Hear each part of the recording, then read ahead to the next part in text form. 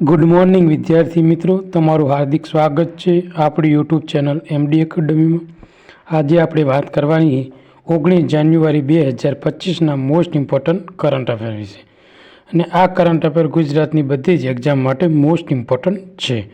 તો તમે આપણી ચેનલને સબસ્ક્રાઈબ ના કરી હોય તો સબસ્ક્રાઈબ કરી લો, બાજુમાં આપેલા બેલ આઇકન ઉપર ક્લિક કરી લો, જેથી કરીને કરંટ અફેરના બધા જ વિડીયોની નોટિફિકેશન તમને મળી રહે। तो आज में पहला क्वेश्चन है कि गुजरात शहर पुलिस तंत्र अति आधुनिक सुविधा थी सज्ज सौथी मोटी पुलिस लाइन कई जगह बनाववामां आवशे। तो अमदावाद खाते मित्रों गुजरातनी सौथी मोटी जो पुलिस लाइन है मित्रों ते बनाववामां आवशे। तेनुं उद्घाटन आपणा केंद्रीय गृहमंत्री अने जे सहकार मंत्री अमित शाहे द्वारा मकर संक्रांति पावन दिवसे आ राज्य में पुलिस तंत्र अति आधुनिक थी सौथी मोटी पुलिस लाइन जे काटलोडिया पुलिस स्टेशन खातमुहूर्त कर्यु। तो अमदावाद में कई जगह तो काटलोडिया पुलिस स्टेशन खातमुहूर्त कर्यु। अने आ प्रसंगे आपड़ा जे गुजरातना मुख्यमंत्री भूपेन्द्र पटेल उपस्थित रह्या हता।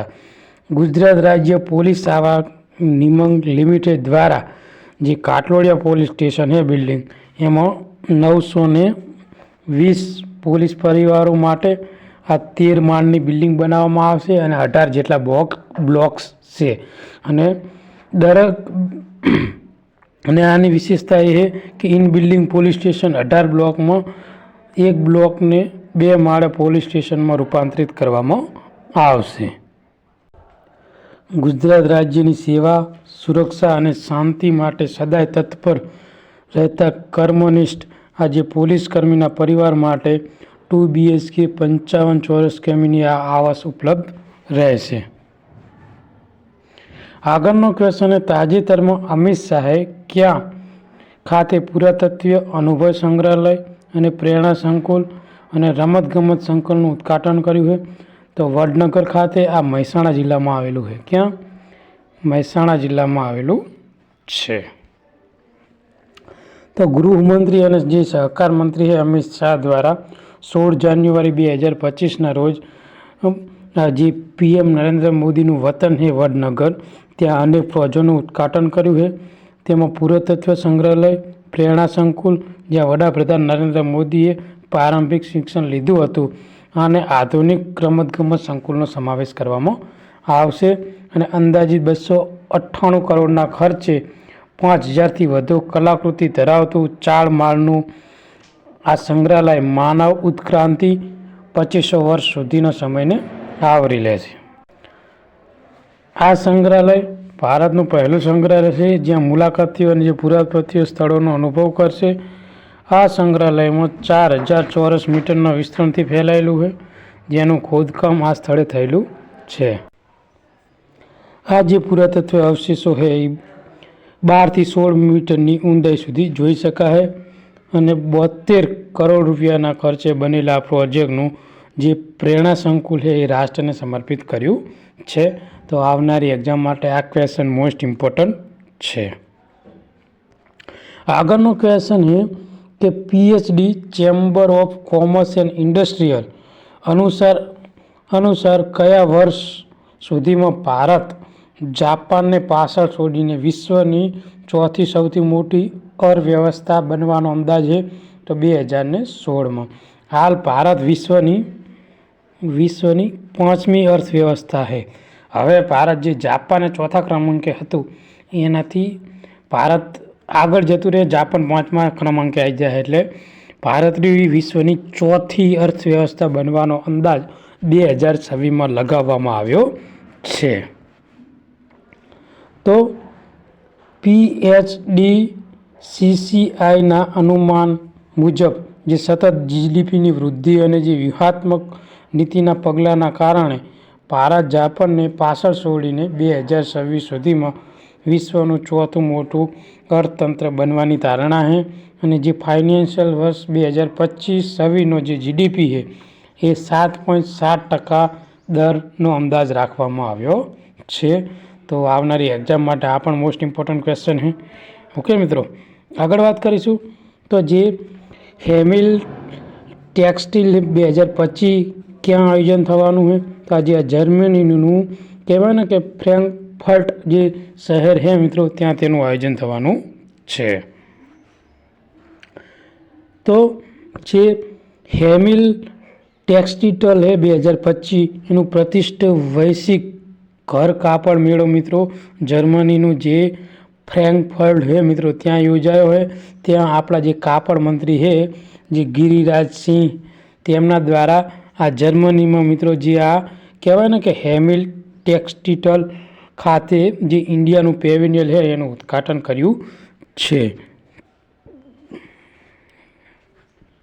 તાજેતરમાં શિક્ષણ મંત્રાલયમાં ઉચ્ચ શિક્ષણ વિભાગનું જે સચિવનું પદ છે એ કોને સંભાળ્યું છે?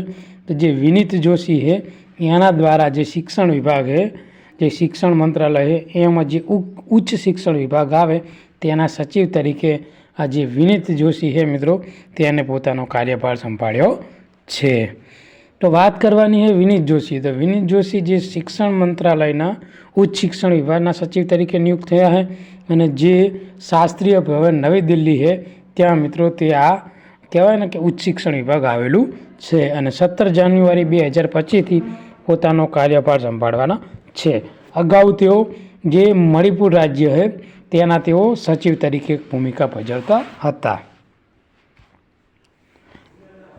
આગળનો ક્વેશ્ચન છે કે સ્ટાર્ટઅપ ઇન્ડિયા પહેલ હેઠળ કયા ક્ષેત્રોમાં નોંધપાત્ર વૃદ્ધિ જોવા મળી છે?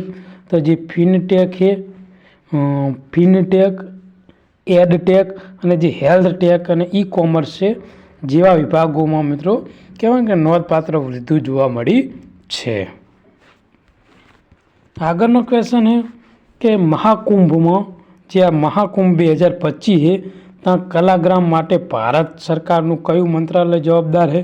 તો ભારત સરકારનું જે સંસ્કૃતિ મંત્રાલય છે તે મહાકુંભ 2025 માટે જે કલાગ્રામ છે ત્યાં તેઓ પોતાનું જવાબદારીનું કાર્યભાર સંભાળે છે.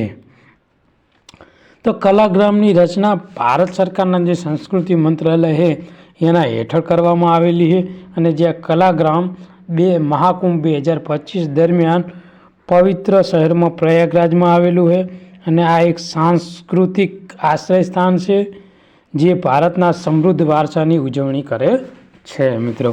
તો આ પણ ક્વેશ્ચન આગળની એક્ઝામ માટે મોસ્ટ ઇમ્પોર્ટન્ટ છે.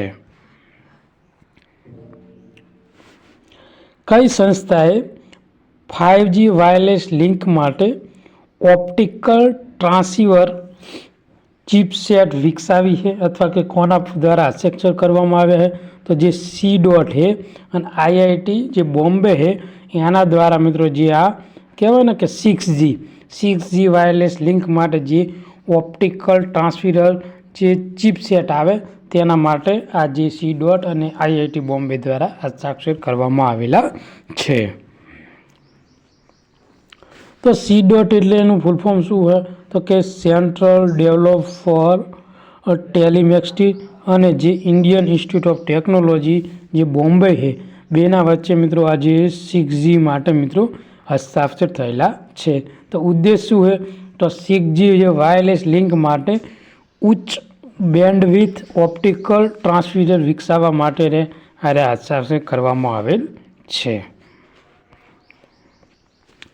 આગળનો ક્વેશ્ચન છે કે ઇસરોના જે નેક્સટ જનરેશન લોન્ચ વ્હીકલ છે જેને NGLVS તરીકે ઓળખીએ તે માટે ત્રીજા લોન્ચ પેડની સ્થાપના ક્યાં કરવામાં આવશે? જે સતીશ ધવન સ્પેસ સેન્ટર છે હરિકોટા ખાતે મિત્રો તેની સ્થાપના કરવામાં આવશે.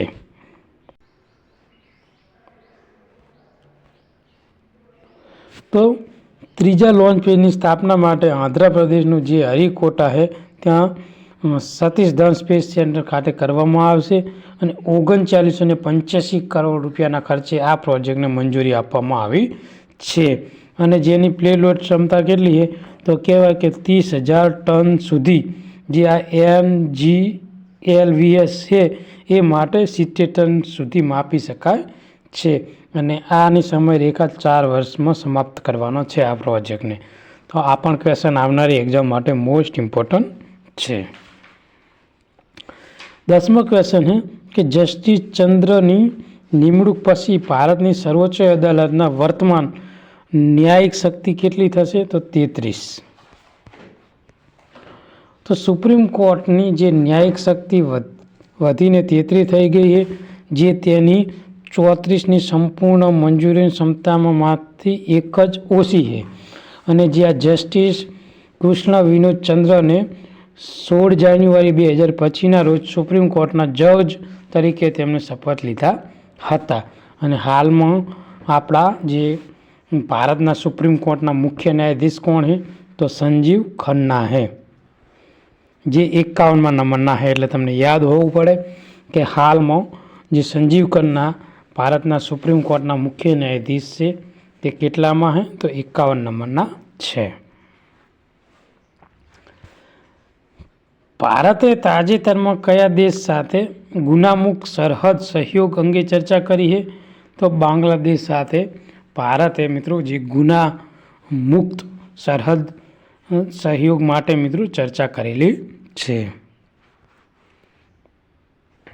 તો ભારત અને બાંગ્લાદેશે જે સરહદી સહયોગને મજબૂત કરવા અને જે ગુના મુક્ત સરહદ હાંસલ કરવા માટે ચર્ચા કરી છે. મુખ્ય વિષયો શું હતા? તો મુખ્ય વિષયો આમાં હતા કે દાણચોરી, ગુનાહિત પ્રવૃત્તિઓ અને જે હેરફેર સંબંધિત વગેરે વિષયો ઉપર સમાવેશ કરવામાં આવ્યો છે. બંને દેશોની ઉન્નતિ, સુરક્ષા અને અસરકારક અપરાધ વ્યવસ્થાને સુનિશ્ચિત કરવા માટે બોર્ડર સિક્યુરિટી એટલે કે BSF અને જે બાંગ્લાદેશની બોર્ડ ગાર્ડ બાંગ્લાદેશ છે મિત્રો, બે જે સેના છે બંને વચ્ચે ઉપર મિત્રો એક સરહદવાળ અને સહયોગનું મહત્વ ઉપર ભાર મૂકવામાં આવેલો છે. આગળનો ક્વેશ્ચન છે કે કયા રાજ્યએ પરેડ ગ્રાઉન્ડ ખાતે 3 દિવસીય આંતરરાષ્ટ્રીય પતંગ અને જે સ્વીટ ફેસ્ટિવલ છે એનું ઉદ્ઘાટન કર્યું?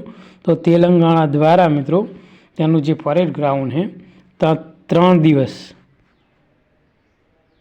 3 દિવસનું જે આંતરરાષ્ટ્રીય પતંગ અને જે સ્વીટ ફેસ્ટિવલ છે એનું ઉદ્ઘાટન કર્યું હતું.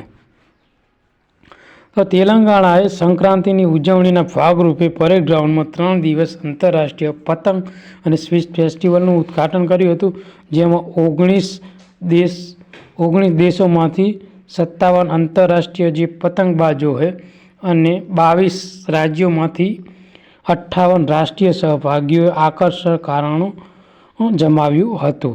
તો આજનું મોસ્ટ ઇમ્પોર્ટન્ટ કરંટ અફેર આપણે અહીંયા પૂરું કરીએ છીએ. આ વિડીયો તમને ગમ્યો હોય તો લાઈક કરો, સબસ્ક્રાઈબ કરો અને તમારા બીજા મિત્રોને શેર કરો, જેથી કરીને આ કરંટ અફેરનો લાભ એ લોકો લઈ શકે. થેન્ક યુ, ધન્યવાદ.